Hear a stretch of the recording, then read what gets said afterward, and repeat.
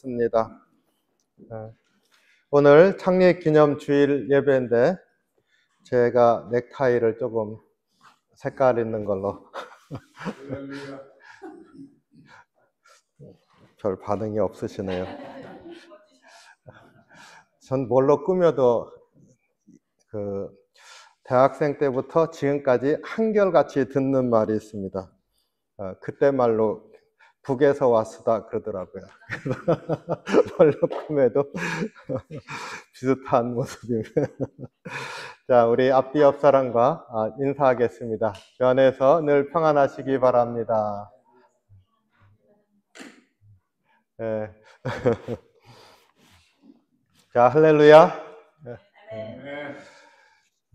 오늘 창립기념주일 예배로 이렇게 드리면서 우리가 특별한 행사를 하지는 않지만 그러나 우리가 바자회를 준비하면서 매년 창립기념 행사 즈음에서 했었던 것이기 때문에 또 연장선상에서 우리가 창립기념 행사 하는 것이다 이렇게 생각할 수도 있겠습니다.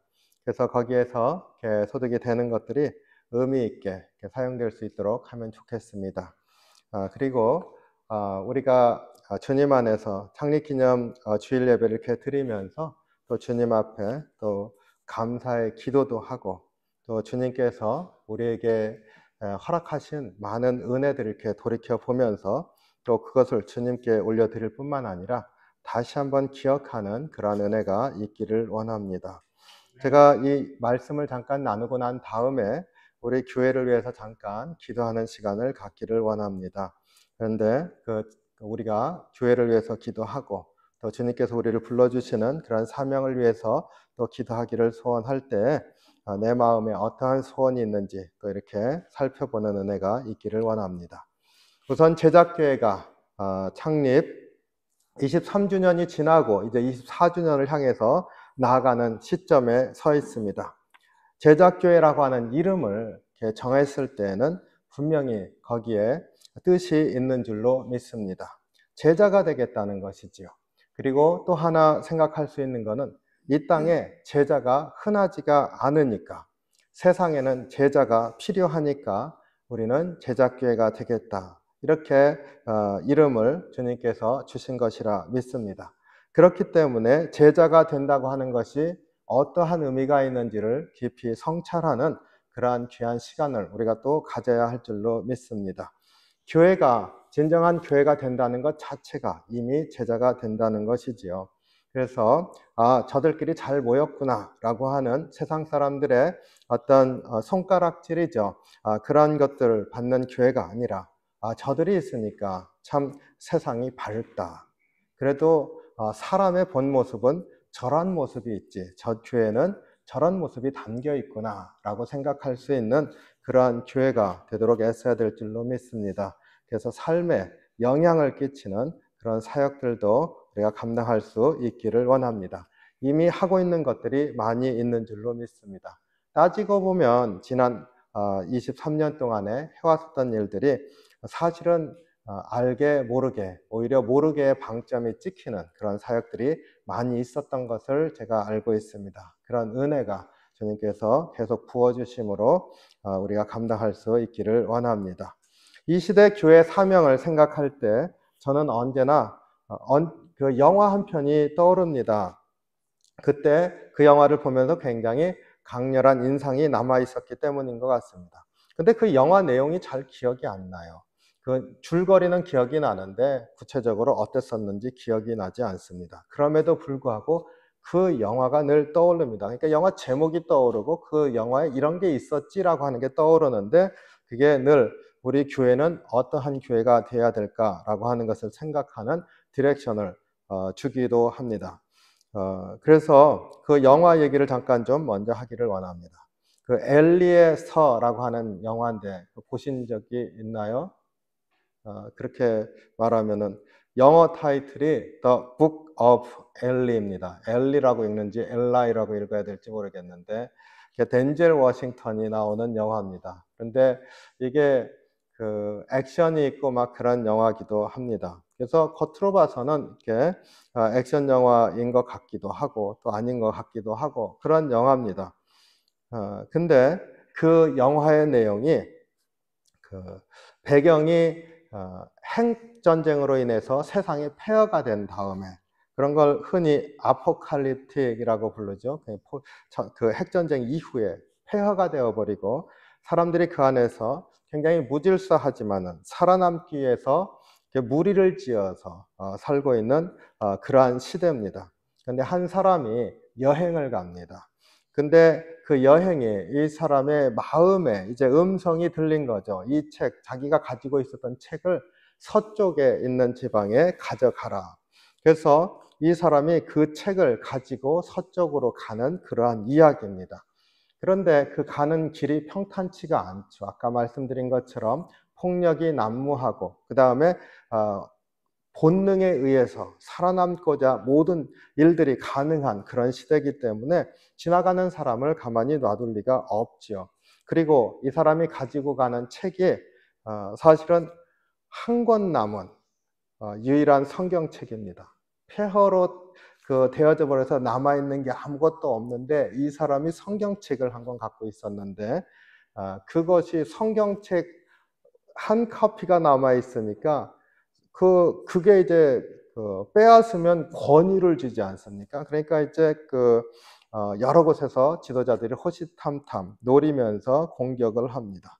그러니까 얼핏 보기에는 공격하고 도망가고 뭐 이런 이야기이기 때문에 액션 영화 비슷합니다. 그런데 말씀드린 것처럼 설정이 성경책 한 권을 서쪽에 있는 어떤 곳에 전하고자 하는 여정입니다.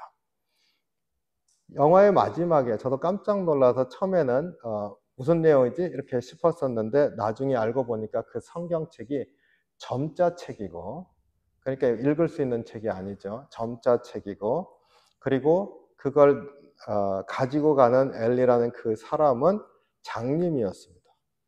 그러니까 아이러니하죠. 장님인 사람이 그 점자책을 성경책을 유일하게 남아있는 한 권인데 가지고 서쪽으로 여행하는 이야기입니다. 그리고 사람들은 그것을 뺏으려고 하는 거죠. 나중에 뺏겼는데 그 사람이 딱 보고 점자책이어서 돌려줍니다. 이게 뭐 소용이 없잖아요. 그 이야기는 도대체 무엇을 전하고 싶은 것일까?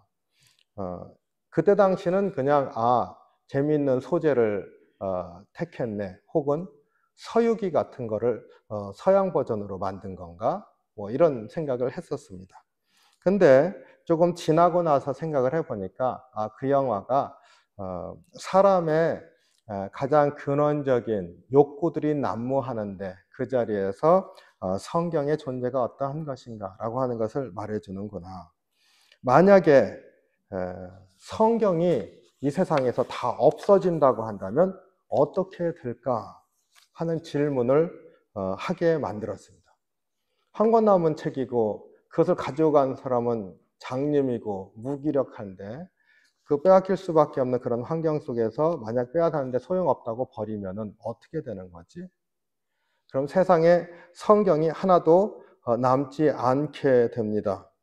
그렇게 되면은 이 땅에는 사람이 살고는 있는데 하나님에 대해서 모르고 하나님이 세우신 질서도 모르고 하나님의 형상으로 사람을 창조했다고 하는 것도 알지 못하고 무질서 가운데서 그냥 동물적인 본성으로만 살게 될 것입니다.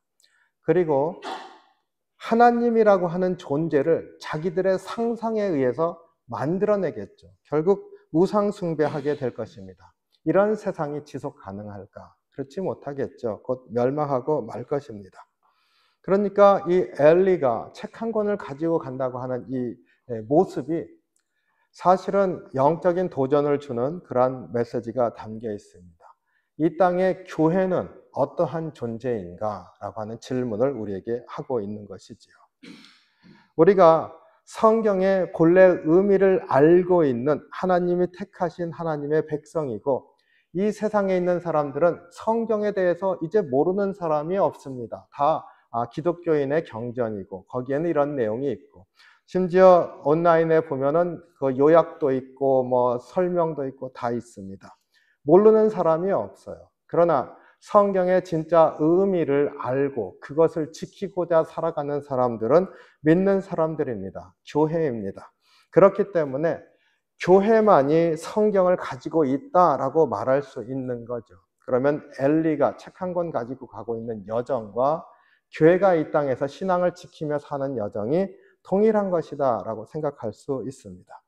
그러니까 우리의 여정은 어떠한 것인가? 우리가 성경을 잃어버리게 된다면, 믿음이 없어지게 된다면, 말씀을 읽어도 말씀의 의미를 새기지 못하게 된다면 그것은 엘리가 성경책을 빼앗기고 결국 성경책이 파괴되는 것과 별반 다르지 않게 되겠죠. 그러면 세상에 남는 것은 무엇이 될까? 그만큼 교회라고 하는 존재는 매우 중요한 존재다라고 하는 것을 깨닫게 됩니다. 오늘 에베소서 2장 20절로 21절 말씀, 그 세 절을 읽었지만 두 절을 다시 한번 읽기를 원합니다. 너희는 사도들과 선지자들의 터 위에 세우심을 입은 자라. 그리스도 예수께서 친히 모퉁이 돌이 되셨느니라. 그의 안에서 건물마다 서로 연결하여 주 안에서 성전이 되어가고.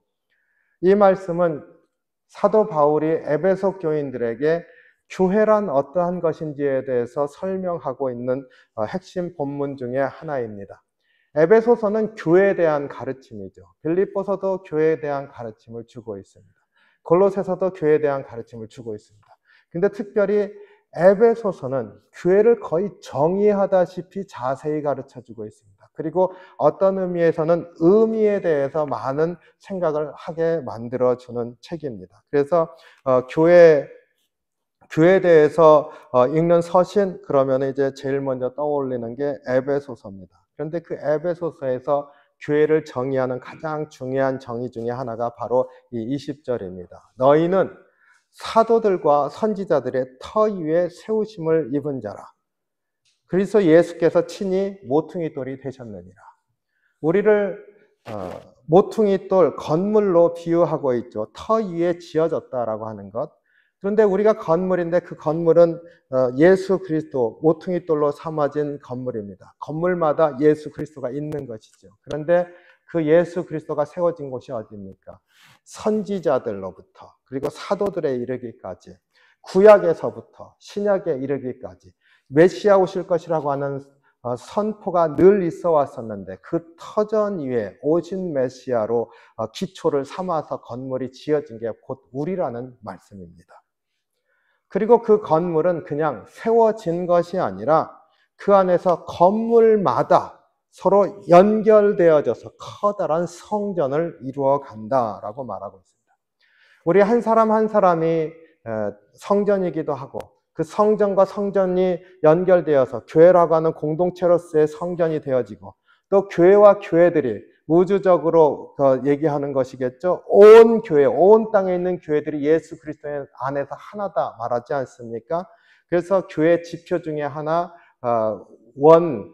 하나의 철치다 이렇게 말하고 있죠. 우주적인 철치다 이렇게 말합니다. 모든 교회가 다 예수 그리스도 안에서 하나다라고 말하고 있으니까 한 건물로 지어진 것이죠. 그러니까 교회가 되어지는 곳곳마다 예수 그리스도 안에서 연결되어져서 계속 지어져 가고 있는 건물과 같다라고 우리에게 가르쳐주고 있습니다. 이 말씀에서 저는 시간이라고 하는 것을 보게 됩니다. 우리가 서 있는 토대가 아주 이전에 구약에 선지자들이 선포하고 예수님 오신 이후에는 그 예수님을 증거하는 사도들이 선포하던 그 터전 위에 서 있다. 오늘 우리 제작교회는 어느 터전에 서 있습니까?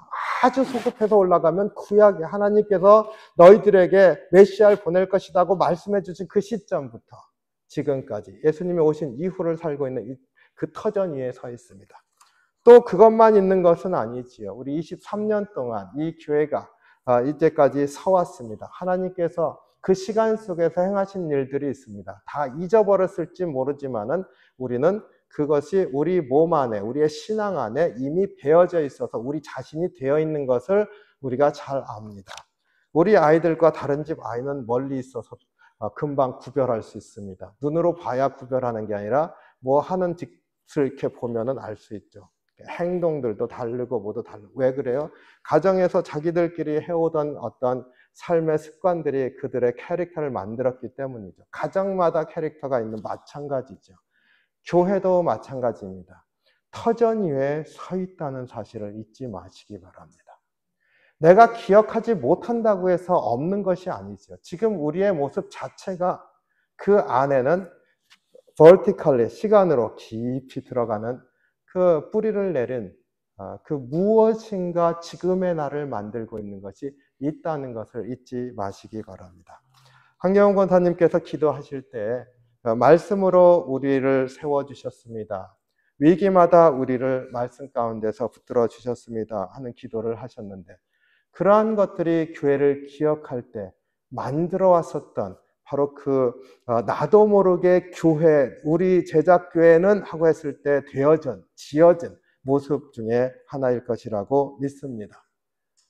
나의 지금의 모습이 바로 그 터전 위에 세워진 지금의 모습이고, 그것을 부정하고는 내가 없다는 사실을 잊지 마시기 바랍니다. 23년의 역사는 없어지는 것이 아니라 여전히 나를 만들고 있다고 하는 사실을 기억할 때, 그리고 또 소급해서 주님께서 뿌리를 내리게 하신 그 깊은 역사의 뿌리 가운데, 그러나 지금의 내 모습이 뿌리를 내리고 있는데 여전히 나의 기초가 되고 있는 게 예수 그리스도다, 모퉁이 돌이 되신 예수 그리스도다라고 하는 사실도 기억해야 되겠죠.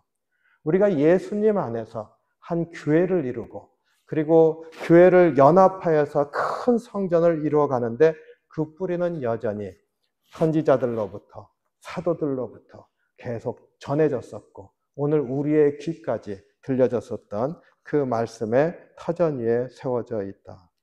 저는 이것을 보면서 그런 생각을 하게 됩니다. 우리는 뿌리를 깊이 내리고 있는데 그 뿌리를 잊으면 안 된다는 것. 에베소서 4장 15절로 16절 말씀은 또 이렇게 말을 하고 있습니다. 오직 사랑 안에서 참된 것을 하여 범사에 그에게까지 자랄지라. 그는 머리니 곧 그리스도라. 그에게서 온 몸이 각 마디를 통하여 도움을 받음으로 연결되고 결합되어 각 지체의 분량대로 역사하여 그 몸을 자라게 하며 사랑 안에서 스스로 세우느니라. 저는 이 본문을 좋아합니다. 한 단어 때문에 좋아합니다. 그에게서, 예수님의 온 몸이죠. 예수님이죠. 예수님에게서 온 몸이 각 마디를 통하여서 도움을 받는다. 그 마디를 통해서 자양분을 받는다. 이렇게 말씀하고 있습니다. 그리고 그 마디를 통해서 연결되어져서 계속 몸을 지어나가는 것이죠. 그 마디라는 게 무엇입니까? 손가락 마디가 이렇잖아요. 근데 마디를 통해서 얘가 이 두 번째 마디가 자랄 수 있는 건 첫 번째 마디에 연결되어 있기 때문입니다. 세 번째 마디는 두 번째 마디에 연결되어 있기 때문입니다. 이게 자랄 수 있는 영양분은 이 마디를 지나는데 이 마디를 통해서 공급되고 있습니다. 우리가 대나무를 생각해도 대나무는 마디 단위로 자랍니다. 그 매듭을 통해서 자라요. 그 매듭으로 연결되어져 있는 그 위에 다시 또 새로운 것이 자랍니다. 매듭으로 되어져 있습니다. 우리는 대나무라고 하는 하나의 나무를 보고 그것을 그릴 때 마디를 이렇게 그리지만은, 그러나 처음에는 마디 하나밖에 없었던 것이죠. 그 위에 또 하나의 마디가 확장된 거고 또 하나의 마디가 확장된 거고, 이게 대나무의 모습입니다. 전 이 마디를 통해서 서로 연결되었고 자양분을 받고 성장하고 있다고 하는 이 말씀이 참 은혜롭습니다. 우리 한 사람 한 사람이 예수 그리스도의 마디에서 자라난 새싹이고, 또 우리 자신이 하나의 마디가 되어서 다른 사람이 자라게 하는 그런 자양분을 하는 공급처가 되는 존재인 줄로 믿습니다. 이게 교회입니다. 교회는 그러면 여기에선 시간을 얘기하고 있는 게 아니라 지금 이 시대에 살아가는데, 지금 자양분을 받고 지금 자라는데 마디가 하나 또 생겨나고 마디가 하나 또 생겨나고, 이 공간 안에서 점점 커가는 모습을 그리고 있습니다. 건물로 따진다면 성장하고 있는 건물, 확장되고 있는 건물을 연상할 수가 있습니다. 우리가 이 마디와 마디로 연결되어져 있고 그 마디를 통해서 확장되고 있다고 하는 것을 기억하길 원합니다. 그렇기 때문에 교회는 우리 모습 그대로 있는 것이 아니라 연결되어져서 확장되는 것이다 라고 하는 것을 꼭 유념하시기 바랍니다.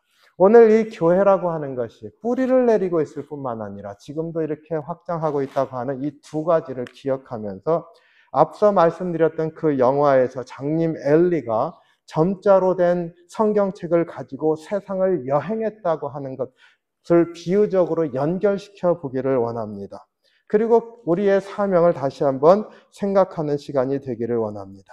그 엘리가 성경책을 가지고 가는데 아이러니하게도 사람들이 그 책을 뺏으려고 했는데 뺏었을 때 읽는 책이 못 되었습니다. 그들은 읽을 수가 없었어요. 읽을 수 있는 사람은 엘리밖에 없었습니다. 근데 공교롭게 그 사람은 이 세상에서는 아무것도 볼 수가 없는 사람이었습니다. 하지만 성경을 볼 수 있는 유일한 사람이었습니다.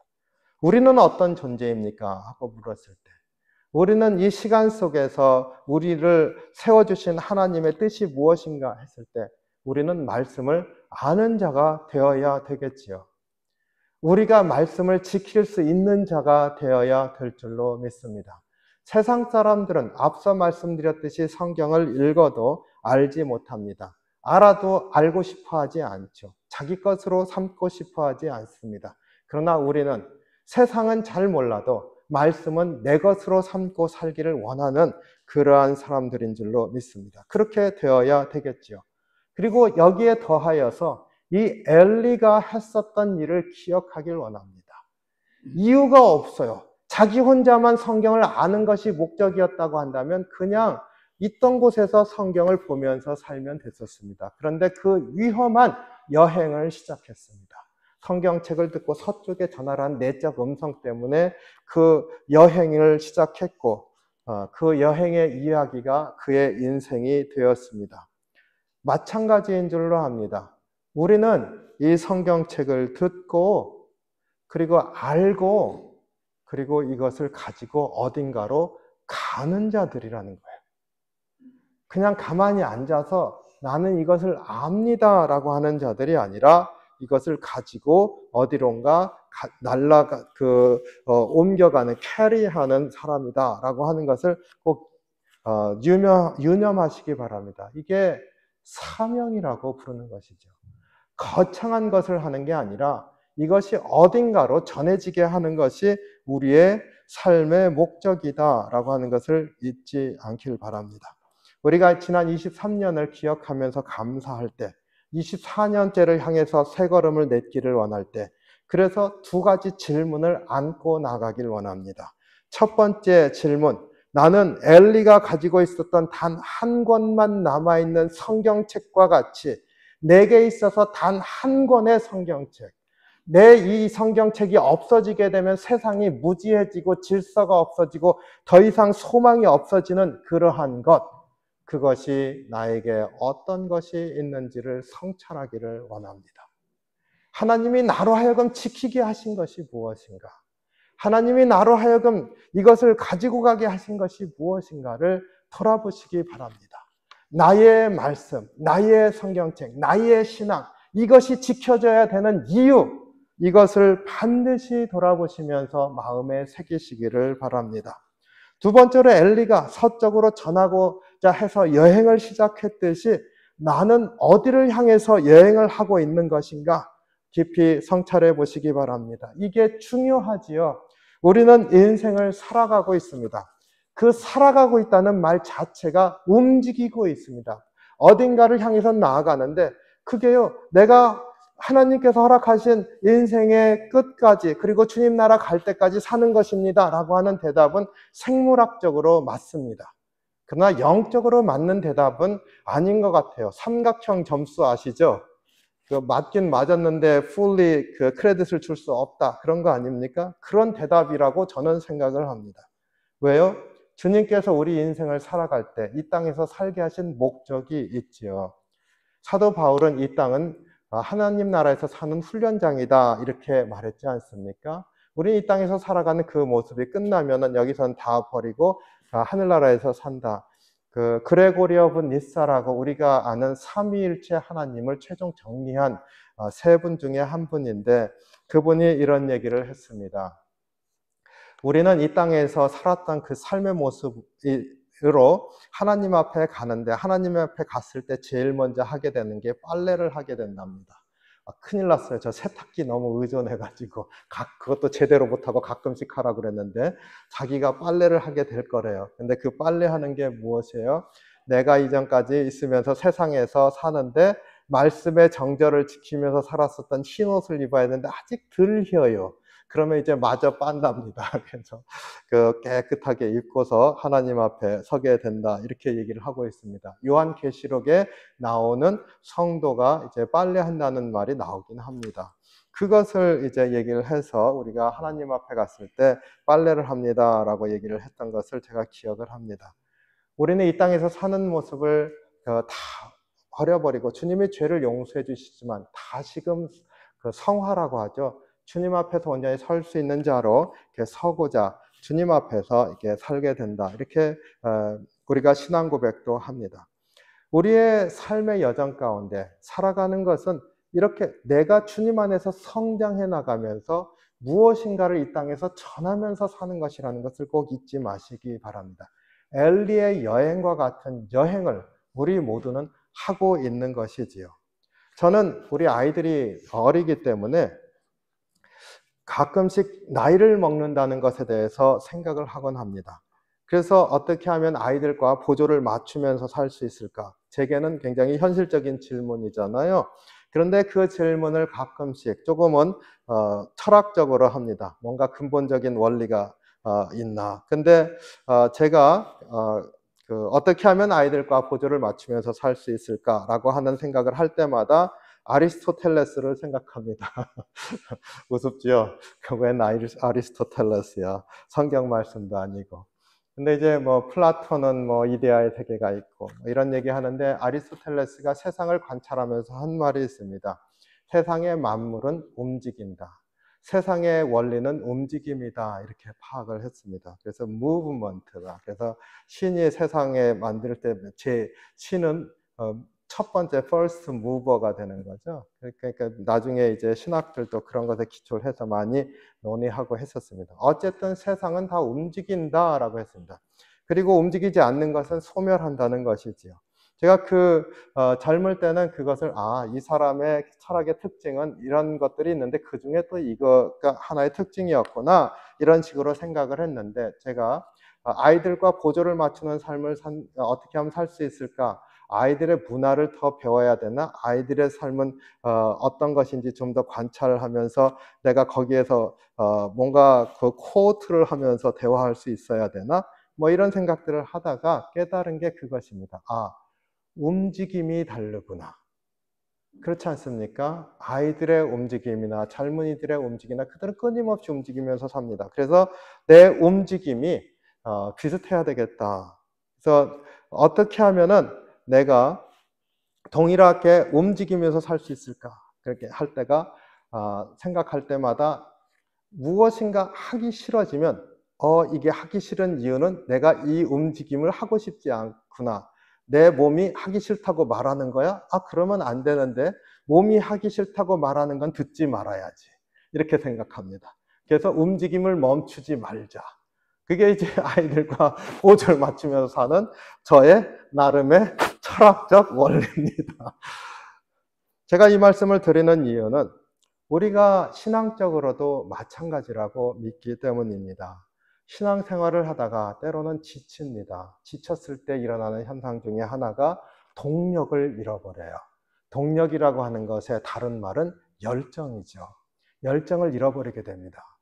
제작교회가 23년에서 24년으로 갑니다. 지켜야 될 게 뭐가 있을까요? 아니 24년만 가는 게 아니라 25년 특별한 셀리브레이션을 해야 되는 때를 향해서 한 2년 정도 준비하길 원합니다. 뭐가 있어야 될까요? 동력이 있어야 되겠죠. 그 동력은 무엇입니까? 열정입니다. 열정입니다. 기독교는 그러죠. 교회는 순교자들의 피를 먹고 자랐습니다. 키프리안이라고. 갑자기 이름이 헷갈리네요. 그런데 그 말은 열정 있는 사람들이 교회를 움직이게 해왔습니다라는 말입니다. 저는 한 10년 더 됐을 수 있는데 한 장로님과 얘기했었던 그 대화가 제 마음속에 남아 있습니다. 그분은 플로리다에 사시는 분이었는데 전 뉴저지에 있었고, 그래서 알게 됐을 때 또 기회가 돼서 뉴저지에 오셨어요. 그래서 만났는데 그분은 이제 다른 일을 하시는 분이신데 한의학을 공부하셔서 침 놓는 걸로 선교를 늘 매년 가셨습니다. 그래서 도미니카하고 하이티를 가셨던 걸로 제가 기억을 합니다. 근데 그분이 저를 만났을 때 저한테 이런 말씀을 하셨습니다. 목사님, 이번에 비행기 타는 게 마지막일 것 같습니다. 그래서 제 소원은 끝까지 선교하면서 사는 것이었는데 이제 장거리 비행기를 탈 수가 없는 시점에 왔습니다. 저한테 이렇게 말씀하시더라고요. 이제 마지막 여행이 선교 여행이 될 것 같습니다. 그랬어요. 저는 제 몸이 비행기를 탈 수 있는 한 끝까지 가려고 하는데 이번이 마지막일 것 같습니다 하는 그 말씀이 제 가슴에서 떠나지가 않습니다. 열정이라는 건 움직임입니다.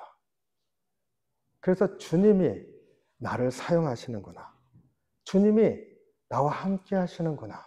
주님이 이러한 일들을 바라보고 계시는구나. 이런 것들을 보는 게 저는 열정이라고 믿고, 철학적으로 아리스토텔레스를 여기서 인용할 이유는 없지만 그러나 신앙의 여정 가운데 끊임없이 움직임을 주는 가장 근원적인 동력이라 그렇게 믿습니다. 다시 한번 오늘 말씀을 정리하면서 영화 엘리의 이야기를 하기를 원합니다. 그 영화에서 가지고 있었던 이미지를 꼭 기억하시기 바랍니다. 그리고 두 가지 질문을 꼭 하시기 바랍니다. 성경책 한 권 들고 내가 가야 할 곳이 있다. 다시 한번 말씀드립니다. 성경책 한 권 들고 가야 할 것이 있다. 이 성경책은 세상 사람들이 읽기는 읽되 읽어도 모르는 말씀이라 내가 들고 가야 된다. 고백하시면서 다음을 향해서 나아가는 우리 제자교회가 되기를 주님의 이름으로 축원합니다. 기도하겠습니다. 사랑이 많으신 주님, 주의 은혜와 사랑에 감사합니다. 우리 심령을 다시 한번 다스리셔서 오직 예수 그리스도의 은혜에 감사하고 예수 그리스도의 말씀을 붙들고 날마다 한 걸음씩 나아가는 은혜의 삶을 살 수 있게 인도해 주시옵소서. 지난 23년을 지켜주신 은혜에 감사합니다. 24년, 25년, 아니 주님 오실 때까지 이 땅에서 주님께서 맡겨주신 주님의 말씀과 주의 복음의 놀라운 역사를 감당하는 교회가 될 수 있게 인도해 주시옵소서. 우리가 주님께서 보내신 곳을 향해서 나아가는 여정을 능히 감당할 수 있는 교회가 될 수 있도록 인도해 주시옵소서. 주의 은혜 감사드리며 예수님 이름으로 기도하옵나이다. 아멘.